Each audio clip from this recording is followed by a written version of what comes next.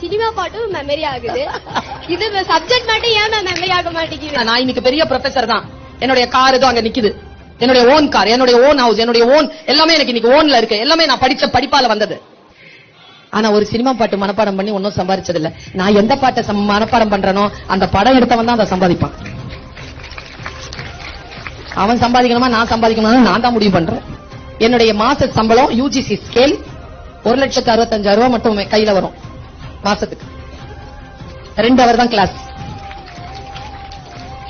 12 CL, 15 ML, 20 EL, private affairs, அப்புறமா semester holidays எல்லாம் பார்த்தோம்னா ரொம்ப குறைஞ்ச நாள் தான் வேலை.